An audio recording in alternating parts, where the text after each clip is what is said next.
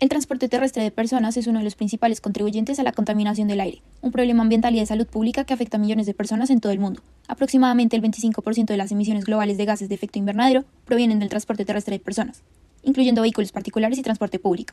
Estas emisiones no solo aceleran el cambio climático, sino que también deterioran la calidad del aire, afectando gravemente nuestra salud. La mayor parte de esta contaminación proviene de la quema de combustibles fósiles en los motores de los vehículos. Según la Organización Mundial de la Salud, entre los principales contaminantes se encuentran los óxidos de nitrógeno, el monóxido de carbono y las partículas en suspensión. Estos contaminantes son responsables de enfermedades respiratorias y cardiovasculares, afectando desproporcionadamente a las poblaciones más vulnerables, como los niños y los ancianos. Por tanto, este problema también tiene implicaciones ambientales, económicas y sociales. La contaminación del aire no solo afecta a nuestra salud, sino que también contribuye al cambio climático. Económicamente, los costos asociados a las enfermedades derivadas de la mala calidad del aire son inmensos, además de agravar la desigualdad social, ya que las comunidades más desfavorecidas suelen ser las más expuestas a estos riesgos. A su vez, es importante recalcar que existen diferentes tipos de transporte terrestre de personas, como los vehículos particulares, que son la principal fuente de contaminación en áreas urbanas. También está el transporte público, como autobuses y trenes, que resulta ser menos dañino.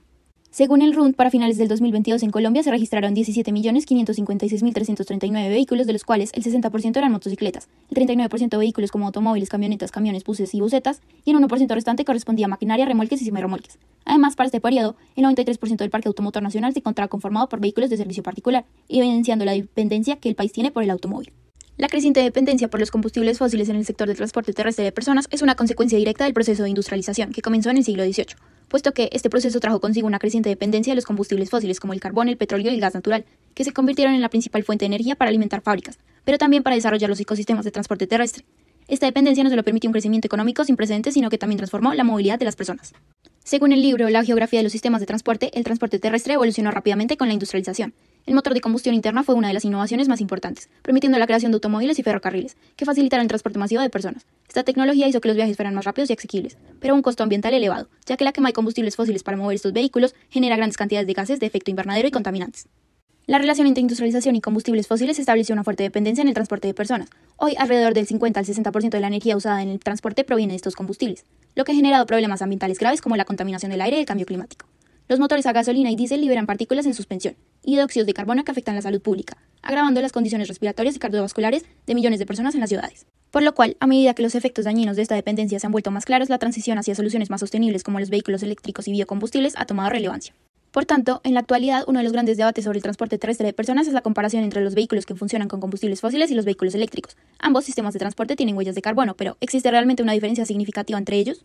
Por un lado, los vehículos tradicionales impulsados por motores de combustión interna que queman gasolina o diésel generan dióxido de carbono y otros contaminantes directamente desde su escape. Además, el proceso de extracción y refinado de los combustibles fósiles agrega aún más emisiones al ciclo de vida de estos vehículos. Por otro lado, considerando la información proporcionada por el artículo Vehículos eléctricos, ventajas, desafíos y posibles soluciones para una adaptación generalizada, los vehículos eléctricos no generan emisiones directas mientras están en función. Sin embargo, su huella de carbono depende en gran medida de cómo se genera la electricidad que los alimenta. Si la electricidad proviene de fuentes renovables como la energía solar o eólica, la huella de carbono de un vehículo eléctrico puede ser mucho menor que la de un vehículo de combustibles fósiles. Aunque incluso cuando la electricidad que alimenta a los vehículos eléctricos proviene de fuentes menos limpias como el carbono o el gas natural, las emisiones totales a lo largo de su ciclo de vida suelen ser más bajas que las de los vehículos tradicionales. Además, la industria está avanzando rápidamente hacia la producción de baterías más sostenibles y la reducción de las emisiones en su fabricación. En resumen, aunque ambos tipos de vehículos tienen un impacto ambiental, los vehículos eléctricos ofrecen una alternativa más limpia y prometedora para reducir las emisiones de carbono en el transporte terrestre de personas. Asimismo, a medida que las redes eléctricas se vuelven más sostenibles, la diferencia en la huella de carbono entre los vehículos eléctricos y los de combustibles fósiles será aún más notable. Sin embargo, la sustitución de automóviles particulares de combustibles fósiles por automóviles eléctricos es solo una solución parcial, como explica el Programa de Naciones Unidas para los Asentamientos Humanos en una de sus publicaciones. En realidad, necesitamos una transformación más profunda en cómo planeamos nuestras ciudades, pues durante décadas las ciudades han sido diseñadas en torno al automóvil, destinando grandes recursos a la expansión de vías para el tráfico motorizado. No obstante, esto ha creado un ciclo negativo. Más carreteras conducen a más coches, más expansión urbana y más congestión. De acuerdo al libro Movilidad Urbana y Espacio Público, Reflexiones, Métodos y Contextos, este fenómeno es evidente en ciudades como Bogotá, donde el ordenamiento urbano ha favorecido al vehículo particular por encima de las personas. La infraestructura vial ha crecido, pero al hacerlo ha castigado a los modos de transporte público y no motorizado, haciendo más difícil moverse de manera eficiente y sostenible.